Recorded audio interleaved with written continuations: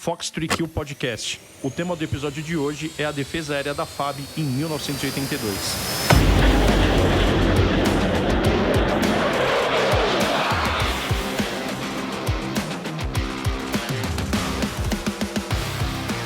Pessoal, sejam bem-vindos a mais um episódio de Fox 3Q Podcast, o último do ano de 2023.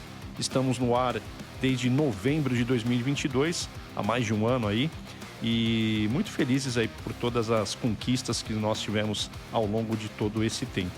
Esse é o nosso 22º episódio. Nosso podcast está disponível nas plataformas Apple Podcasts, Google Podcasts, no Deezer, no Spotify, no canal da Hunter Press lá no YouTube. Alguns dos episódios eles estão também gravados em vídeo, tá? Então vocês podem ouvir e assistir as imagens. Os outros também que não têm imagens também estão disponíveis lá. E também no nosso website, o www.f3kpodcast.com.br. Nosso programa ele tem patrocínio master da SAB, que é a fornecedora dos caças F-39 Gripen para a Força Aérea Brasileira. E falando sobre Gripen, eu já quero trazer as notícias mais fresquinhas sobre a nossa aviação de caça. No dia 15 de dezembro, a base aérea de Anápolis foi palco da chegada de mais uma aeronave F-39 Gripen, o FAB 4107, que voou de Navegantes para Anápolis sob os comandos do tenente-coronel Abidon, que é piloto de ensaio em voo do Instituto de Pesquisas e Ensaios em Voo da Força Aérea Brasileira. Mais uma aeronave que chega para reforçar a dotação do primeiro grupo de defesa aérea e marcando mais um progresso, mais um avanço no programa do F-39 Gripen aí para o Brasil, para a Força Aérea Brasileira. 3 dias depois, também em Anápolis, houve a passagem de comando do tenente-coronel aviador Gustavo para o tenente-coronel aviador Fórneas. Então, agora o tenente-coronel aviador Fórneas é o novo comandante do 1º GDA. Ambos são da mesma turma da Academia da Força Aérea.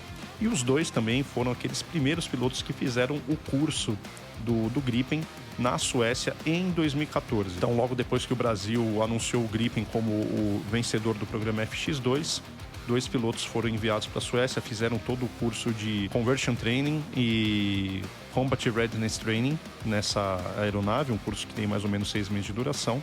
Nós falamos sobre isso, inclusive na entrevista com o tenente-coronel aviador Gustavo, no episódio número 13, e também sobre esses detalhes de como foi a formação desses pilotos, né, de todos que já passaram pela Suécia. Nós entrevistamos 4 pilotos lá na Suécia, inclusive, no episódio 19. Esse foi o primeiro episódio em vídeo que nós fizemos do Fox 3Q Podcast, que está disponível no canal da Hunter Press no YouTube. Então, quem não teve a oportunidade de ouvir e assistir, tá aí 2 dicas excelentes para acompanhar o programa do Gripen aqui no Brasil. E as novidades não param por aí. No próprio dia 18 de dezembro, o primeiro grupo de aviação de caça completou os seus 80 anos de história. É a mais antiga unidade de caça da Força Aérea Brasileira. Foi criada em 1943, justamente para atuar na Segunda Guerra Mundial, no Teatro de Operações Europeu. Operou inicialmente com o P-47D Thunderbolt. E, falando sobre o grupo de caça, deixo a dica do episódio 12, sobre o 22 de abril, Dia da Aviação de Caça com Vicente Vasques, e o mesmo que voltou aqui no episódio 16 para falar do P-47 e o grupo de caça na Itália. Então, quer saber essa história? O Vicente Vasques é um especialista nesse assunto de grupo de caça na Segunda Guerra Mundial. E mais uma vez sobre grupo de caça. Ele, Vicente Vasques, junto com Oswaldo Claro Júnior e Carlos Felipe Operti, lançaram o livro sobre os 80 anos do grupo de caça, nessa mesma ocasião, no dia 18 de dezembro, lá numa cerimônia na base aérea de Santa Cruz. Não vi ainda o livro, estou aguardando o meu exemplar. Essa obra ela teve patrocínio da Associação Brasileira de Pilotos de Caça e deve ter ficado um espetáculo, porque os 3 são feras no assunto, tem um excelente gosto para também a parte de direção de arte do livro, que eu sei que está rico em material iconográfico, então eu não vejo a hora de ter um exemplar autografado, viu, pessoal? Autografado. Quero o meu exemplar autografado por vocês 3. E parabéns aí por essa conquista ao primeiro grupo de aviação de caça que, ao longo de toda essa história, manteve as tradições, né? E cumpre até os dias de hoje e cumprirá para sempre de forma exemplar o papel da defesa aérea do Brasil. Depois do P-47, foi o primeiro esquadrão a operar com um jato no Brasil, um caça-jato, no caso o Gloster Meteor, passou posteriormente para o TF-33, Chavante e, a partir de 1975, passou a operar com o F-5, que é o caça mais longevo em serviço na Força Aérea Brasileira, que continua em operação no primeiro grupo de aviação de caça até os dias de hoje. E só para registrar, o livro ele foi editado, publicado pela Adler Books, do também fera Sandro Dinardi. Parabéns, Jambox. Parabéns por essa data maravilhosa, esse marco na história de vocês. Sem tapua! Pessoal, também recebemos aqui no Fox 3Q Podcast uma mensagem muito bacana do Mark, que eu vou compartilhar agora com vocês, que a gente recebeu aqui via WhatsApp. Fala, João. Passando para agradecer, meu caro, pelo trabalho do Fox 3Q Podcast. Esse trabalho que tem sido fundamental na minha vida, porque tem aberto os meus olhos para a aviação de caça através do relato desses pilotos que, puxa vida, tem trazido ali emoções em cada episódio do podcast. Eu tenho me divertido e me alegrado e vendo ao ver que a aviação de caça é algo fenomenal. É um estado de vida, é um espírito de um verdadeiro guerreiro através desses homens relatando cada história, cada comandante, cada piloto, cada aeronave, cada missão tem sido assim algo encantador. E o Fox 3 Podcast tem trazido isso para nós, né? E fico muito feliz, meu caro. Parabéns pelo trabalho. Excelente trabalho e assim, fico até sem palavras. Só tenho a agradecer e sucesso aí ao trabalho, meu querido. Pessoal, o tema aqui de hoje do Fox 3Q Podcast, ele já foi abordado inúmeras vezes na imprensa especializada e até na imprensa geral. É um assunto muito documentado, muito bem coberto. Só que a gente está trazendo aqui um ponto de vista de uma pessoa que participou desse evento e que esse ponto de vista ele não foi tão explorado assim. Todo mundo se recorda do 9 de abril de 82, quando 2 Mirage 3, liderados pelo então major aviador Paulo César, na aeronave FAB 4916, e o capitão Eduardo no FAB 4914. Então, eles decolaram debaixo de uma tempestade que estava no Planalto Central, ali em Anápolis, especialmente, a base sem luz, funcionando com no break, algumas partes estratégicas importantes, né, que demandavam o funcionamento, ter energia elétrica, então, como os hangares de alerta. Então, essas aeronaves elas foram acionadas pela Defesa Aérea Brasileira para interceptar o Ilyushin 62M da estatal cubana de Aviación, a companhia do governo de Cuba. Essa aeronave estava indo para a Argentina, pediu autorização para sobrevoo no espaço aéreo brasileiro. Esse sobrevoo foi negado, mas a aeronave decidiu vir mesmo assim. Tá? Eles estavam precisando chegar logo na Argentina. A gente vai contar essa história hoje, o motivo, a razão por isso.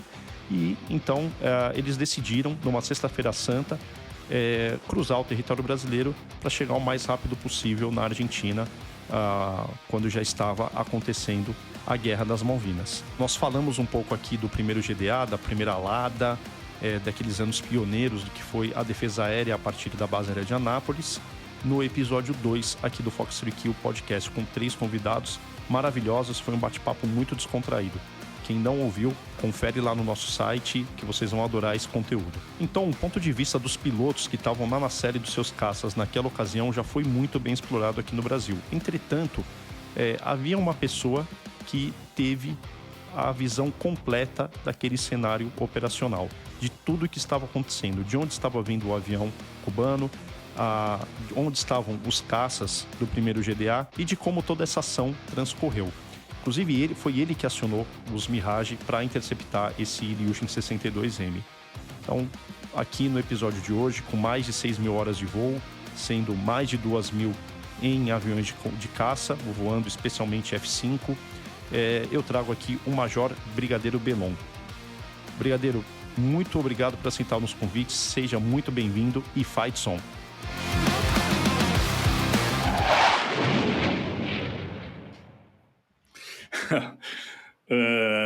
Bom dia, João Paulo. Eu espero poder contribuir com esse seu trabalho, dando aos seus ouvintes qual era a visão por trás dos panos, ou seja, no nosso Centro Integrado de Defesa Aérea e Controle de Tráfego Aéreo, especificamente no Centro de Operações Militares, COPM. Então, podemos começar a conversar sobre o assunto e acho que vai ser interessante para os seus ouvintes. Tô tão animado com esse bate-papo que tô até vestindo aqui a camiseta que eu tenho do primeiro GDA, dos Esquadrões de Combate. Quem não conhece essa grife, acessa lá o site www.esquadrõesdecombate.com.br, que é um material de primeira e vale muito a pena. Brigadeiro, e como é que funcionava esse sistema integrado de defesa aérea e controle do tráfego aéreo que o Brasil dispunha e dispõe até os dias de hoje, né? Mas que foi inaugurado ali na década de 70 e posto à prova nos anos 80, em 1982? Aquilo dali foi um conjunto que começou com a aquisição do Mirage 3, né? Um avião de interceptação. Mas só o avião, você precisa ter todo um sistema de visualização do espaço aéreo para poder fazer realmente aquilo que interessa em termos de interceptação. Então foi criado pelo Brasil, acho que é inédito, acho que até hoje no mundo não existe algo tão semelhante, um sistema que colocasse todos os meios, toda a infraestrutura à disposição de duas atividades. Uma é o controle aéreo, digamos assim, geral, de qualquer tipo de aeronave que esteja voando no espaço aéreo brasileiro. E a outra seria um controle específico para missões não só da interceptação, de defesa aérea, porque a gente vai comentar, existem outras missões que poderiam ser e são até hoje controladas a partir deste Centro de Operações Militares. Certo. Então a ideia foi criar um sistema de defesa aérea e controle de tráfego aéreo de tal forma que você tivesse o mesmo padrão, o mesmo radar que é utilizado para o controlador do tráfego aéreo geral, esse mesmo radar também sirva para o controle de operações militares, em especial a de interceptação. E o que seriam essas outras missões, Brigadeiro, que poderiam ser desempenhadas ali por esse sistema? Você está numa área de controle radar e você quer fazer um determinado ataque, uma determinada missão sobre um determinado alvo. Então você pega esta aeronave, dirige, controla essa aeronave até um determinado ponto onde ele possa automaticamente seguir no seu voo. Então tem a gente chamava de VOCOM, Voo de Operações de Circulação Operacional Militar, VOCOM. Então tem o VOCOM Alfa, Bravo, Charlie Delta. E o VOCOM Alfa é aquele que o piloto é vetorado o tempo inteiro. É o caso da interceptação. O Bravo, você já não é vetorado o tempo inteiro. O Charlie é outro que você só acompanha e vê o avião, mas acompanha e não fala nada. E o Delta é aquele que o avião decola e não é visto pelo nosso sistema de radar. Ele está muito baixo. Hoje, com certeza, ele seria visto por causa do avião do AEW. Então, o AEW consegue chegar, mas, para você ter ideia, o Delta seria assim, um voo com Deus. É o piloto que ele faz um planejamento da base, a navegação rasante o tempo inteiro, onde eu não consigo ver com radares, mas como ele coloca para mim qual é o plano dele, por onde vai passar, eu injeto esse dado no computador. Na hora que ele decola, eu sei que ele decolou e o computador automaticamente vai acompanhando o perfil imaginado daquele voo. Tá. Então a gente sabe pelo controle onde eles deveriam estar. Por quê? Porque o sistema tem todos os parâmetros de cada tipo de aeronave. Eu sei, por exemplo, que o Mirage, na hora que ele manete PC para frente, ele leva tantos segundos para decolar, leva tantos minutos para subir a Mach 92 até 36 mil pés, o quanto de combustível ele está gastando nesse regime, o quanto tempo ele leva para acelerar 36 mil pés para Mach 1.1, 1.5 até o ponto 2, o quanto ele andou, o quanto ele gastou. Isso tudo está no perfil que a gente injeta num programa no computador. E aí, então, a gente sabe, qualquer tipo de aeronave segue aquele perfil, o controlador tem, por exemplo, noção de quanto combustível esse piloto tem agora, porque o computador está lá dizendo quanto de combustível ele deve estar, porque estas performances, esses perfis, são baseados em cada tipo de aeronave, em cada configuração dela. Tá. Então, se ele estava liso, com míssil ou com bomba, cada perfil da aeronave é conhecido e injetado no programa do computador. É uma coisa que talvez pouca gente saiba, né? Por que um centro integrado? Porque um sítio radar, se a gente fosse fazer como sistemas em outra parte do mundo, tem um controle, digamos, civil e o outro puramente militar. Então, seria ter dois conjuntos de radares, dois conjuntos de antenas de comunicações. E o Brasil fez assim: não, vou fazer só um conjunto de infraestrutura. Por que pôde ser feito isso? Porque ambos, a parte de defesa aérea com a parte de controle, chamado às vezes de controle civil, estavam debaixo e estão até hoje de um mesmo comando. Certo. Era o Ministério da Aeronáutica. Certo. Isso, então, nos permitiu fazer toda essa junção de todos os meios, onde tudo vai para um grande salão, lá no Sindacta 1, como no 2, 3 e 4. Lá é dividido. Uma sala faz o controle de tráfego aeronormal, com os dados previstos de cada aeronave, de cada plano de voo. Ali é feito o controle geral, e do outro lado você vê na defesa aérea, você vê tudo que você está vendo no lado do controle, está vendo do outro lado, com uma coisa a mais, são os programas, são os softwares dedicados a cada tipo de missão. A principal dela é, na verdade, a de defesa aérea. Mas tudo isso separado, segregado, para você ter o sigilo da informação, né? Da sensibilidade que são os dados aí da defesa aérea, correto? Então, a parte de controle aéreo geral tem lá todos o seu programa. Um dos programas, por exemplo, é assim: quando você autoriza um plano de voo, o sistema conhece aquele plano de voo, de que tipo de aeronave, de qual é a empresa, qual é o código desse voo, se é um VASP, se é um Varig. Quando ele é autorizado no plano de voo, ele recebe um código transponder, Certo. 4 dígitos. Na hora que o radar nosso pega esse transponder, ele já sabe que aquele avião é o Varig 325. E qual é o plano de voo, ou seja, e já coloca na etiqueta ali: este é o Varig fulano de tal, velocidade tal, altitude tal, proa tal, todas as indicações dele. Isso é no controle de tráfego aéreo, digamos assim, geral. Ele tem lá também a informação nesse software, se o avião estiver muito próximo do solo, se ele estiver se aproximando de algum outro, isso tudo é nesse controle. Do outro lado, na outra sala, né, separada apenas por uma grande porta, é a defesa aérea. Certo. É o COPM, Centro de Operações Militares. Esse lado você vê tudo que está do outro, tudo. Mas o outro não vê aquilo que é específico do perfil de interceptação, por exemplo. Ele não percebe isso. Ele vê lá no outro lado, porque o avião de caça está lá também sendo visto pelos radares primários, secundários e a parte também de transponder. Ele também vê do outro lado, mas não tem acesso nenhum, não faz controle, não tem comunicação. Ao passo que do outro lado eu consigo, inclusive, ouvir o que está sendo falado pelo controlador, controlando o fulano de tal lá, qualquer que seja a aeronave. Entendi. Então, esta separação é muito importante. Eu não sei se você também tem essa ideia, ou ouvinte, né? Assim, um sítio radar, por exemplo, típico, ele normalmente tem um radar chamado primário. O que é radar primário? É aquele que ele emite uma onda e num tempo lá, microsegundo, para tentar ver se existe algum retorno, um eco. Aquilo dali, repetindo, ele vai dizer: isso aqui é um avião, pela velocidade, pela altitude, não sei das quantas, e ele, isso aqui é um avião, isso aqui não é uma nuvem. Tá?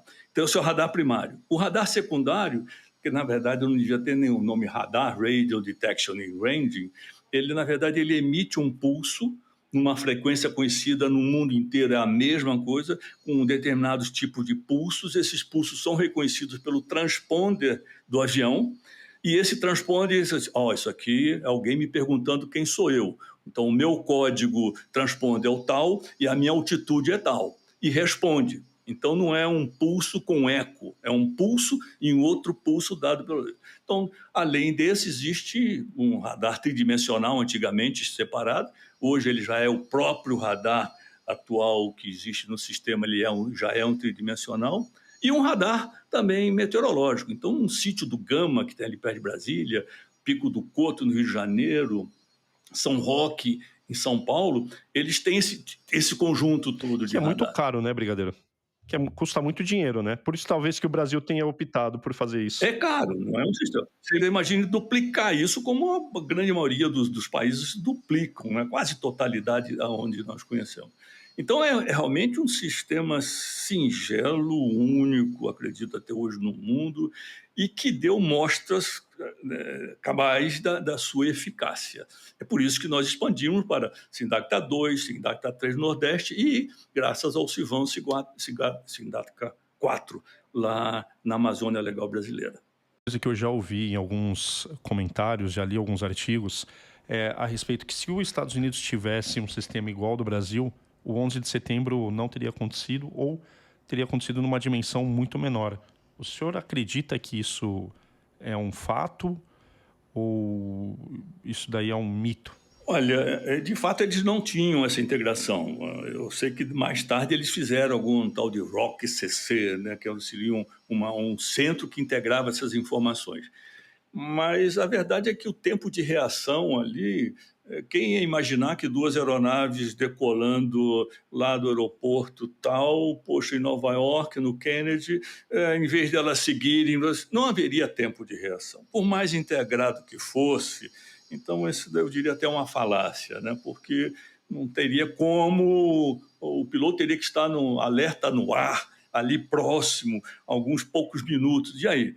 Esse piloto ia ter autorização para lançar um míssil em um avião comercial, sem saber para onde que ele ia? Em cima de uma cidade, né? Ou seja, Ainda. imagina, está sendo uma cidade, poxa, o que aconteceu? Como é que eu vou saber? Ou seja, é falácia essa de que se ele tivesse isso, seria assado. Não, de jeito nenhum, porque o tempo de reação não permitiria, pelo menos aqueles dois que entraram no prédio ali, nas torres em Nova York. Entendi, brigadeiro. E até eles não estavam numa situação, né, de conflito para você manter um alerta de defesa aérea no ar ou um alerta em solo de 2 minutos, né? Acho que Não realmente tem. seria... Você não, o estado de alerta deles ali era zero, quer dizer, o normal de sempre. Então não haveria porquê. E tem mais, duas aeronaves civis decolaram. Não, o que aconteceu? Como é que ele vai saber se aquilo dali eles iam se jogar dentro nas torres? Impossível. Até mesmo aquele que foi para o Pentágono, né? Não dá, não seria realmente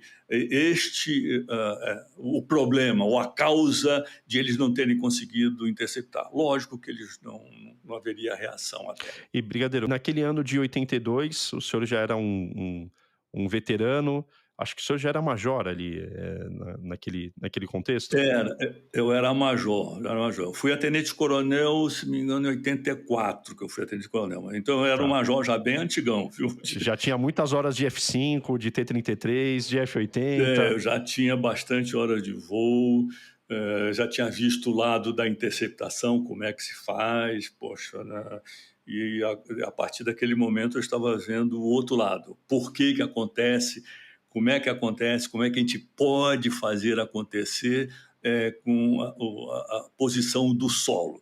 Foi muito boa experiência essa minha e também, poxa, ter participado dessas duas interceptações que houve no período do chamada Guerra das Malvinas. Então, além da interceptação desse Ilyushin 62M da empresa cubana de aviação, o senhor também participou da interceptação do Vulcan da RAF, e que é um tema que nós vamos voltar num outro episódio para comentar a respeito. Inclusive, pessoal, o Brigadeiro Belon, ele também fez o curso do F5 nos Estados Unidos. Ele era capitão à época.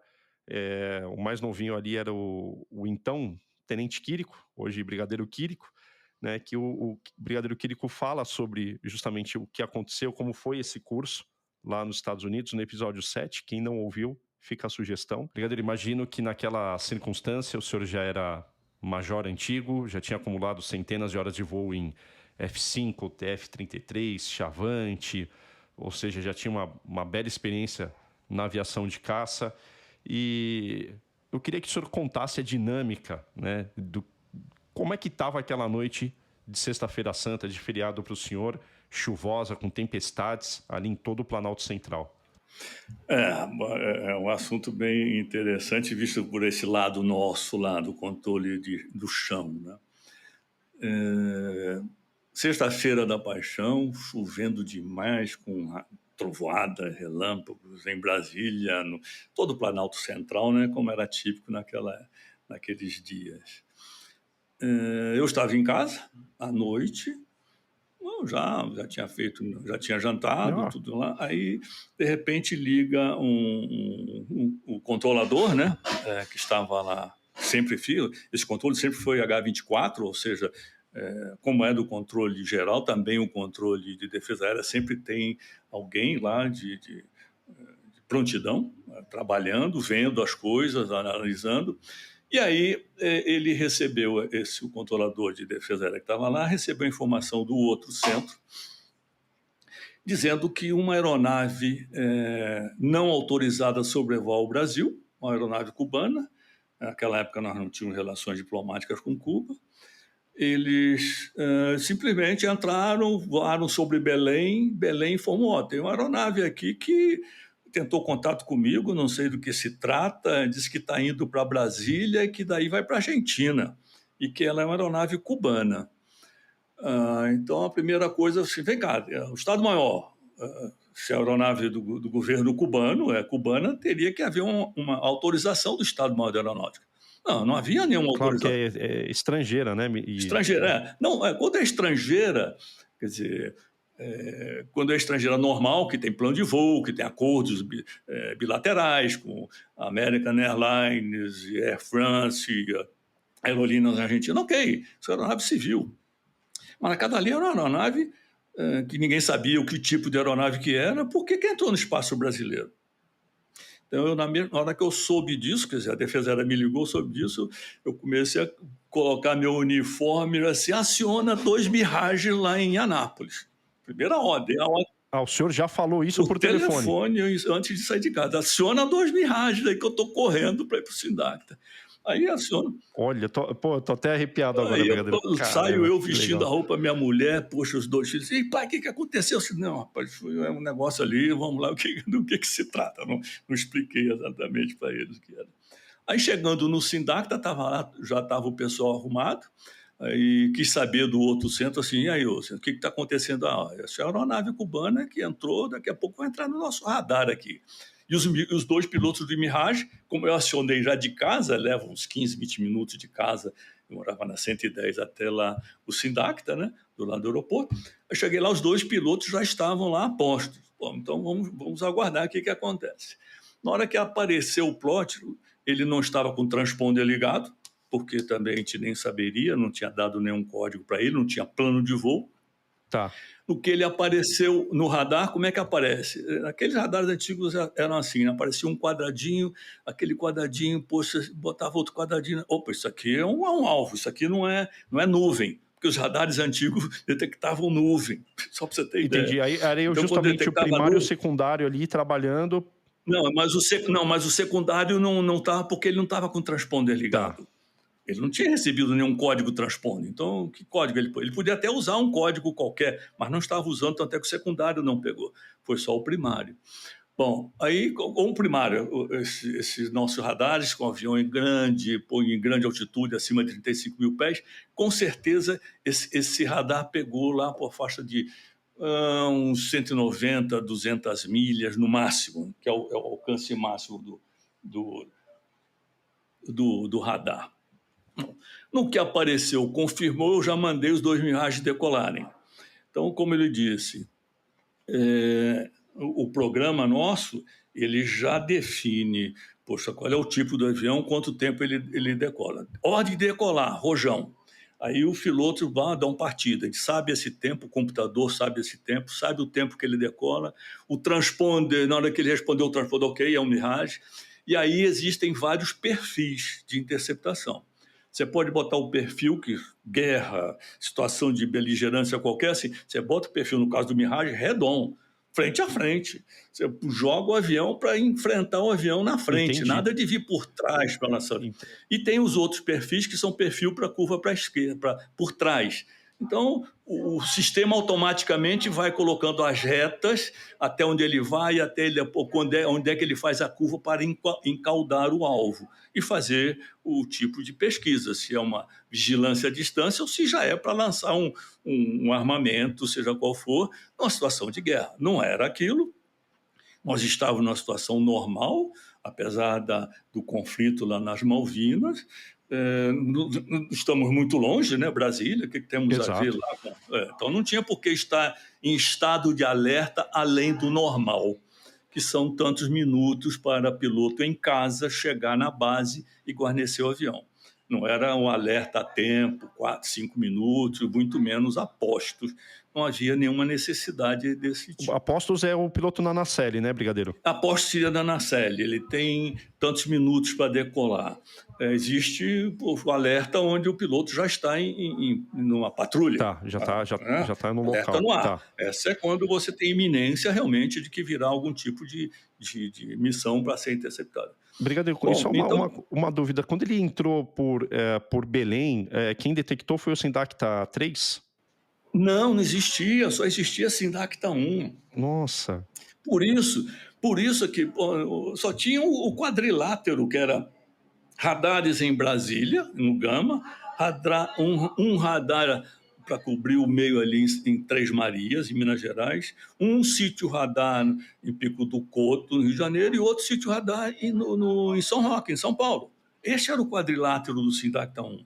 O resto ainda era aquele controle aéreo bem simples, bem normal. O piloto chama o controle, não vê nada, o piloto acompanha por tabuletas, né, escrevendo onde é que deve estar daqui a tantos minutos.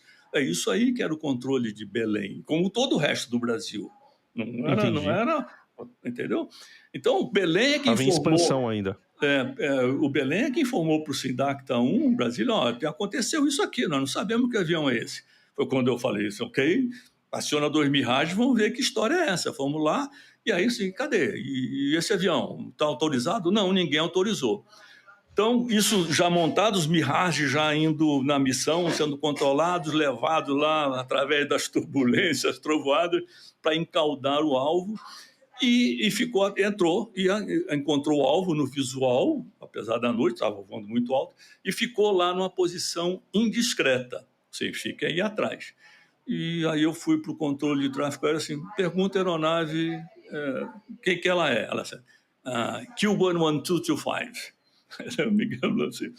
Aí o controlador então perguntou, cadê a autorização de sobrevoo dela? Assim, não tem uma autorização de sobrevoo. Então, você invadiu o espaço aéreo brasileiro. Então, a ordem é pousar em Brasília. A essa altura, o nosso sistema já era operacional no nosso nível, operacional, pilotos, porque a gente fazia missões diariamente com alertas, tanto em Santa Cruz como em Anápolis. Então, todo o conjunto de terra, conjunto de ar, pilotos, todos já estavam bastante cientes do que fazer. Nós fazíamos várias missões de reconhecimento à distância, vigilância à distância. Poxa, chegava por trás, o avião nem sabia, a gente voltava. Então, isso era feito no mínimo 2 vezes por dia, com um piloto que estava de alerta. O Entendi. piloto de alerta é um adendo aqui a nossa. O que é o piloto de alerta? Ele ficava de alerta em Santa Cruz de Anápolis. Ele ia lá, qual é o avião de alerta? Aquele avião de alerta. Ele pegava, dava a partida no avião, verificava tudo, o avião preparado, ok, está pronto para decolar. Ok, para esse avião. Aí o piloto, todo equipado, macacão de voo anti-G, ia para a sua sala de trabalho. Aí ele ouvia o disparo de alerta para treinamento. Ele saía correndo, pegava a bicicletinha, no caso de Santa Cruz, saía correndo até o hangar, chegava lá, dava partida no avião, e ele era levado a interceptar. Em 1 hora fazia 3, 4 interceptações em várias aeronaves que estavam naquele nosso ambiente. Então, esse conjunto estava liso, perfeito. Acontece que tem um conjunto assim, como que as autoridades vão agir num caso desse? Ah, boa. É isso aí. O caso tipo. Então, na época, nós só tínhamos o CONDA, Comando de Defesa Aérea, que depois veio no CONDABRA. E nós tínhamos um COPM no Sindacta, e nesse CONDA tinha um CODA, Centro de Operações de Defesa Aérea, mas que não tinha estrutura nenhuma ainda. nós estávamos ainda com escritos, né, manuais, e um deles chamava-se OPO, Ordem Permanente de Operações. Nessas ordens permanentes de operações eram definidas quais eram os procedimentos no nível operacional, até onde iria, por exemplo, no caso meu, que eu era o chefe do centro de operacional, até onde era o meu limite de competência, de responsabilidade, até onde eu poderia dar ordens. Então, eu era considerada pela essa ordem uma ADA, Autoridade de Defesa Aérea. Mas alguns outros tipos de missão teriam que ser consultadas AGDAs, Autoridade Governamental de Defesa Aérea. Então, naquela época, eram ADAs. Eu era ADA, o chefe tal era ADA, não sei das quantas, mas um nível, por exemplo, digamos que eu tivesse que dar uma ordem de abater. Então, nesse caso, teria que ser uma AGDA. Só para você ter ideia, então, nós, assim que chegamos ali no SINDACTA, começamos a ver o panorama, era meu nível de responsabilidade de poder mandar interceptar, foi o que eu fiz, inclusive armado, foi o que eu fiz. Eu tinha essa competência para fazer isso. E acionamos, então, o comandante do CONDA na época, era o Major Brigadeiro, do CONGAR, o próprio ministro da Aeronáutica e, por fim, o presidente da República. Todos eles foram avisados do que estava se passando. Que uma aeronave assim assado tinha entrado no espaço aéreo brasileiro sem autorização, era cubana e que estavam chegando perto de Brasília. E eu falei, já está interceptada. Assim. Qual é a ordem, então, da autoridade governamental? Pousar em Brasília. Tá. Aí, ok, essa é a ordem. Eu fiz até onde eu tinha a minha autoridade e daí para frente, assim, pousar em Brasília. Então, foi feito falei com o controlador da outra sala, ainda sem ir na outra sala, estava na minha sala, do COPM. Assim. Ok, diga para ele que é a ordem do governo brasileiro para que ele pouse em Brasília. Ele falou lá em inglês e o cubano assim, negativo, direct to Ezeiza. Ele queria ir direto para Ezeiza, em Buenos Aires. Brigadeiro, deixa eu tirar uma dúvida assim. Todo o tempo que faziam comunicação com ele, ele respondia, e assim, a comunicação ele se apresentou normal.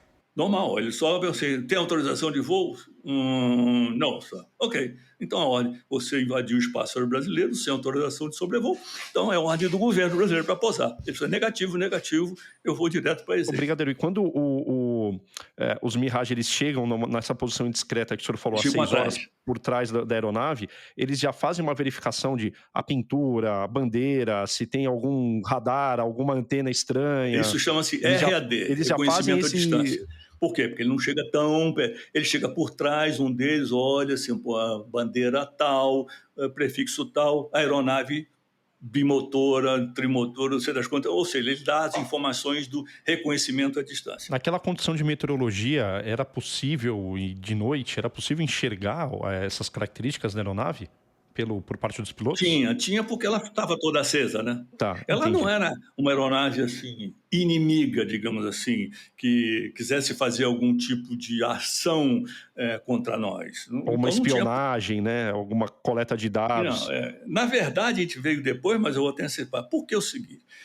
Ainda não tinha havido a ação militar da Inglaterra naquela época. Então, o que era? Ainda estavam conversações para ver, deixa disso com os embaixadores nos Estados Unidos. E uma missão de um intermediário, né, uma intermediação americana no nível mais alto até que o próprio embaixador, já estava indo para Buenos Aires. Não só o embaixador americano em Buenos Aires. Então já tinha um nível maior. O que o cubano fez? Assim, vou mandar o meu embaixador lá também, porque apesar dele ser embaixador de Cuba na Argentina, não sei há quanto tempo, meses, ou se ele algum dia tinha ido para a Argentina. A gente só veio saber isso mais tarde. Por enquanto, eu estou lhe falando antecipadamente, mas era por que essa aeronave queria ir direto para Ezeiza, de Havana para Ezeiza. Porque é a pressa, né? Entendi. Era a pressa. Quer dizer, nós não sabíamos disso na hora. Ele só disse que queria ir para lá, senão é igual do governo brasileiro. Você negativo. Quando ele falou negativo a segunda vez, eu peguei ali os dois Mirage assim, indiscreta. Antes estavam discretos. Ao lado de cada um ao lado do avião, acendam suas luzes. Aí um piloto ficou à esquerda do piloto, outro ficou ligeiramente acima, na posição, né, de combate. É o caso do ala dele lá. Bom, e acendam as luzes. Aí eu fui para outra sala, a sala de controle. Peguei o microfone do controlador, talvez até tenha me excedido ali, assim, mas não vou mandar o cara repetir, eu vou falar. Aí eu cheguei lá, assim, Cuban 1225, this is Brazilian Center. Do you want to speak in English, português ou Spanish? Eu consigo falar nas três. Aí, assim, English, assim, Cuban 1225, you have been intercepted. You have 2 fighters on both sides of your aircraft. You must land now. Aquele silêncio rádio. Ele deve ter olhado para o lado, visto os 2 aviões de caça. Assim, Roger, give me instructions. Eu sei, ok, controlador, agora dá instrução para ele. Voltei para a sala. Cubano, não sei das contas, vai para cá, vai para lá, desça. Aí o cubano, eu preciso alijar combustível. Assim, ok. Leva ele para uma área onde você não tenha nenhum tipo de cidade. Ele já estava perto de Brasília, inclusive. Leva ele para uma área X ali, pobreu, não tem nada embaixo, e deixa ele alijar combustível. O piloto, saiam aí de lado, fique acima do piloto do avião, que ele vai alijar combustível. Aí ele acabou de alijar combustível, pediu instrução e o controlador começou a mandar ele descer. O que ele começou a mandar ele descer para se enquadrar na pista de Brasília. Eu cheguei, ok, os 2 pilotos de Mirage já estavam, na nossa linguagem, com as calças na mão. Mirage, eu disse assim, está sempre emergência, é monomotor sem flap, quer dizer, ainda por combustíveis, vai embora para Nápoles, que lá o pau estava quebrando, eles tiveram que fazer pouso PAR realíssimo, mesmo para só enxergar a pista no toque. Uma missão que trouxe todos os elementos reais, né? Ou seja, o mérito desses pilotos foi enorme nisso aí, né? Bom, isso feito, o que eu fiz? Está tudo controlado. O próprio controle de tráfego da terminal também é ali dentro do próprio Sindacta. Então eu fui lá para baixo, peguei, subi de escada na torre, que lá tem a torre do radar de terminal, fica ali em cima mesmo. Deixa eu ver esse pouso lá na final. Aí eu estou lá na final, olhando, vi as luzes lá na final, na pista 28. Detalhe, a pista 28, o vento era para essa pista, vento com certa intensidade. Só que essa pista não tinha ILS. Ela só tinha o localizer chamado backcourse. Não sei, eu cheguei a fazer até teste de backcourse. Ou seja, quando você vai no backcourse, se a barra está para a esquerda, você não pode ir para a esquerda, tem que ir ao contrário. Quer dizer, o piloto tem que saber que aquilo é no backcourse. Era a única, porque o ILS só tinha na pista 10 antiga. Mas quando o tempo forte, poxa, né? Pista 28. Aí eu estou vendo ali, daqui a pouco eu notei que, poxa, o farol que estava vindo assim, eu vi o farol subindo, falei, filho da mãe, ele viu que eu mandei os Mirage, não estão mais na ala dele, pô, ele está remetendo e vai fugir, vai embora. Eu saí em 3 tombos, rapaz, lá de cima, pô, no céu PM, aciona 2 F5 em Santa Cruz. Olha, você já envolveu Santa Cruz. Aciona 2 F5 em Santa Cruz, porque tinha tudo controle radar ali, até o final de São Paulo, até umas 200 milhas depois de São Paulo. Aí eu saí, acionei e fui para a sala de controle. Assim, o que aconteceu? Ele explicou, não, é que ele não conseguiu o visual dessa pista, e arremeteu. Onde é que ele está? Ali, está aqui, ok. Qual é o vento que está dando? É o vento de tanto com tanto. Aí eu decompus o vento, porque ele não vinha alinhado, né? Na decomposição dava um vento de uns 10 a 12 nós de cauda para ele pousar nessa pista 10, onde tem tudo full, ILS, tudo certinho. Assim, pergunta para ele se ele pousa com vento de cauda de 12 nós. Aí ele disse, ok, pouso. Então vetora ele para a final da pista 10 e ele faz o ILS. Bom, você imagine esse conjunto todo, voltando atrás ali, que me perguntaram, e aí, se o cubano disser que não acata a ordem de pousar em Brasília, assim, isso foi perguntado por autoridade, assim, até onde eu sei, a minha autoridade permite que eu mande dar uns tiros de sobreaviso. Você imagine tiro de canhão 30 milímetros à noite com um traçante, né? Ia dar então, um efeito bonito. psicológico grande para mostrar para o cara que a gente não estava de brincadeira. Mas isso não foi necessário. Mas aí me perguntaram, isso veio lá da Granja do Torto, o presidente Figueiredo estava lá. E se ele não, mesmo assim não acatar, bom, aí a ordem de dar tiro nele tem que ser da autoridade máxima, no caso, o presidente da República. Nada disso foi necessário. Avião pousado, já tinha autoridades, né, poxa, todas tendo ciência de tudo, já estava todo mundo guarnecendo seus postos, o pessoal da inteligência já foi lá para a base aérea de Brasília para ver como é que era aquele avião, o que eles estavam transportando naquele avião. Entrou Itamaraty com o seu diplomata lá para ver, afinal de contas, apesar de não haver relações diplomáticas com Cuba, mas foram lá. Bom, chegaram lá e, poxa, o avião abriu, desce piloto, bom, vamos entrar para ver o que tem. Chegaram lá, poxa, o pessoal dentro não tinha nada, só tinha um embaixador com uma menina, acho que era a neta dele, quer dizer, tudo muito simples, então uma comitiva pequena, assim. Aí o Itamaraty já queria liberá-los. Não, pode liberar. Assim, não, pela Força Aérea, esse cara só vai sair amanhã de manhã. Então, deixa eles dormirem no nosso hotel de trânsito, ou se quiserem, vão para onde eles quiserem no hotel, mas tudo se amanhã de manhã. Aí, no dia seguinte, ok, está autorizado, cubano, pode decolar. E decolou. Eu falei, o que deu nisso aí é que nós soubemos, então, que foi essa história. Que ele queria, que o cubano, o embaixador, queria chegar antes do intermediador americano chegasse lá em Buenos Aires. Então, essa foi a história completa. Poxa, né? Foi muito bom, porque colocou o sistema à prova real, funciona, tudo funciona, mas é em função daquilo dali. Mais tarde, até em função da própria interceptação do Vulcan, eu vi que faltava ainda que as nossas autoridades, além do pessoal que era do sistema, conhecessem, soubessem do que se passava. Aí eu criei um documento que eu chamado de informação para as autoridades governamentais brasileiras tomarem ciência de qual seria a sequência de procedimentos, o que cada autoridade poderia e deveria fazer numa situação real. Então, é um documento que mais tarde foi evoluído, é lógico, as coisas evoluíram bastante, mas faltava eu produzir esse documento. Que até um coronel que era, na época, assim, Belon, você vai fazer SEMAR agora em 85? Se vou. Aí eu disse assim, rapaz, aquele documento que você fez, você está com a sua monografia preparada. Eu disse, não, a minha monografia está aqui na cabeça, é outra coisa. É do sistema de defesa aérea brasileira, que eu quero ver esse sistema ser eficaz o mais que possível. E isso é outra história lá do projeto Civan e por que nós temos hoje aeronaves de Airborne Early Warning no Brasil.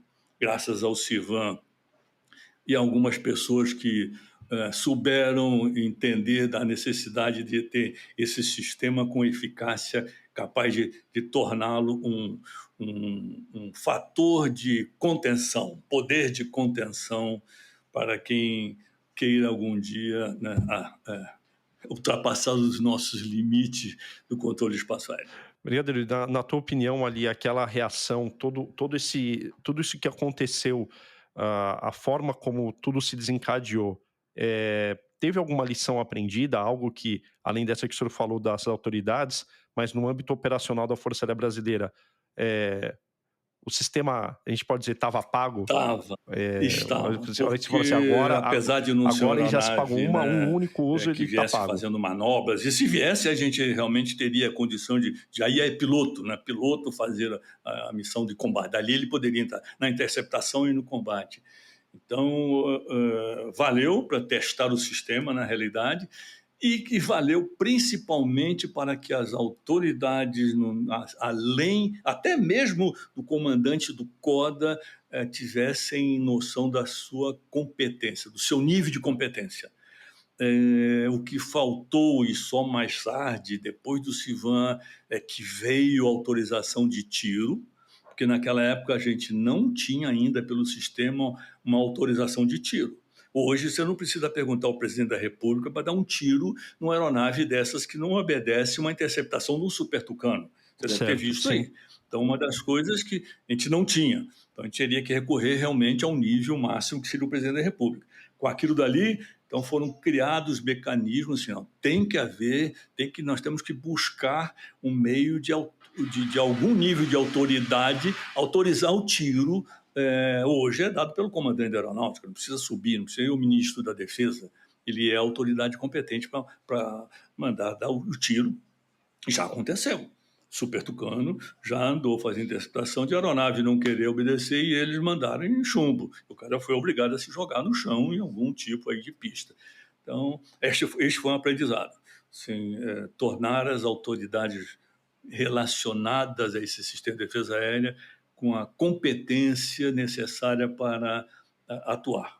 Porque nível controlador, nível competência, nível piloto, acionamento, perfeito. Isso aí funcionou, mesmo porque, como ele disse antes, treinávamos 2 vezes por dia interceptação em alvos aleatórios, não só com F-5 em Santa Cruz, como Mirage em Anápolis. Entendi, brigadeiro. E até porque também naquela época não existia, né? O senhor mencionou bem a figura do ministro da Defesa, né? Então hoje já existe mais um intermediário entre esses dois. Era bem diferente, né? Agora não, agora ainda tem o ministro da Defesa. Então, o nível para essa autorização está hoje nessa autoridade, no caso aí o comandante da aeronáutica. Brigadeiro, qual a razão ali das aeronaves elas terem decolado sem estarem com os mísseis? Apenas ali portando os canhões, claro, com munição real, mas sem dispor dos mísseis? Porque nós não estávamos em estado de alerta STALE, 0. Não era 1, 2, 3 Escarlate, seja lá o que for. Então, era um estado que você não precisava estar com míssil armado, míssil colocado no avião. Então, você puxa só o canhão. E o próprio cubano, acho que não tinha a ciência desse nosso sistema, né? Nessa operacionalidade e prontidão que a FAB já tinha naquele momento. Achavam que iam passar livremente por nós, mas aconteceu que já tínhamos o Sindacta 1 full operacional. Mas mostramos, então, que não. Nós temos um sistema capaz, interessa dia ou noite, porque o sistema responde dia e noite. Nós chegamos a fazer, quando eu ainda pilotava F-5, acho que foi até no último ano meu, em 79, no início de 79, eu me lembro que uma das missões que a gente fazia era uma interceptação contínua a noite inteira. Então, decolava um alvo, um avião para servir de alvo, ele vinha. Aí, na hora que ele chegava a determinada distância, era acionado o piloto que estava a postos. Esse piloto a postos decolar, isso à noite. Decola, é aquela subida assim, você bota o nariz a 30 graus, Mach 0.92, sobe até 30 e pouco mil pés, acelera, vai lá, intercepta, brum. Aí você tinha a distância de cada interceptação. Aí você que era interceptador naquela missão, aquele alvo volta para o pouso e você servia de alvo. E era um atrás do outro. Como eu já sabia. Aí, quando eu já sabia que eu já ia sair da caça, né, naquela época, que você, Belon, já está major há muito tempo, já está quase 13 anos na FAB, na caça, tem que dar vaga para outro. Assim, por que os outros não saem também? Só eu que tenho que sair. Mas, na verdade, daí que eu escolhi, porque queriam me mandar para ser instrutor de aorta. Não, instrutor de aorta não quero, não. Eu quero continuar operacional de alguma forma. Daí que eu escolhi o Sindacta 1. Mas eu me lembro quando eu voltei dessa missão, poxa, eu chego em casa, aí minha família estava toda dormindo, eu fui para um quarto, estou ali, aí vejo aqueles meus 2 F5 que eu tenho de troféu da época do curso que eu ganhei lá em Williams, né? Aí eu olhei para aqueles 2, eu comecei a chorar. Rapaz, assim, caramba, acabou o F5 para mim, acabou. Porque, poxa, só se algum dia eu voltar para ser como tenente-coronel comandar. Olha, aí você diz assim, eu não tenho uma foto minha com F5, com T-33, puxa, com chavante. Eu não tenho. Assim, mas por que eu não tenho? Eu até procurei para ver se eu tinha alguma coisa para te apresentar, assim, mas eu não tenho. Assim, mas por quê? Porque eu achava aquilo dali tão meu, assim, tão da minha casa, tão íntimo. Te pertence, te pertence. Nós nos pertencemos, assim, por que eu vou precisar botar uma foto? Aí hoje, assim, caramba, eu não tenho uma... Pra você ter ideia, a única foto que eu me lembro que eu tenho foi lá no curso na Williams Air Force Base. A Manchete foi lá fazer uma reportagem você sabe quem é a Manchete? Sim, sim, a antiga Manchete. Vista, mas eu estou te falando porque ela é bem antiga, né? Isso foi em 74. Aí tem a foto do F-5 atrás e os 5 que eles nos chamavam de Williams Boys. Porque primeiro os pilotos de miragem eram chamados de John Boys, né? Aí Exato. nós fomos apelidados de Williams Boys. Aí saiu aquela reportagem ali. O F-5 que a gente voou lá era aquele já camuflado, era o F-5E que ia para o Vietnã. Estava pronto, acabou. Porque no Vietnã só voaram o F-5A. Isso. O Canadá também tinha o A, e outros países tinham o Freedom F-5A. Fighter. O F-5E era aquele primeiro conjunto que já estava camuflados e iriam, mas não foram. Não foram, não. Pô, que bacana, Brigadeiro. Bom, é isso aí. Esta foi a primeira. Teremos a segunda, a terceira. Hoje não, né? Com certeza, a segunda e a terceira. Brigadeiro, te agradeço aí muito pela conversa, pelo papo. Agradável, passou voando aqui. E nós vamos voltar. Tem mais alguns assuntos aí muito interessantes que a gente já conversou ali pelo WhatsApp, né? Bateu um papo e já descobri vários pontos de interesse em relação à tua carreira, que, na minha opinião, belíssima, né? Te conheci quando o senhor estava aqui comandando o 4º Comar em São Paulo, mas eu acho que isso aí tem uns 20 anos, Brigadeiro. Foi ali 2003, 2004, coisa assim. Eu vim para cá em 2001, julho de 2001 a julho de 2003. É quando houve aquela exposição de aeromodelismo, me lembro ali. É verdade, Brigadeiro, já faz bastante tempo aí. Brigadeiro, muito obrigado pela tua participação. E como já virou aqui uma tradição no nosso podcast, terminando aqui o nosso bate-papo, então, terminate. Ok, à la chasse. Bordel.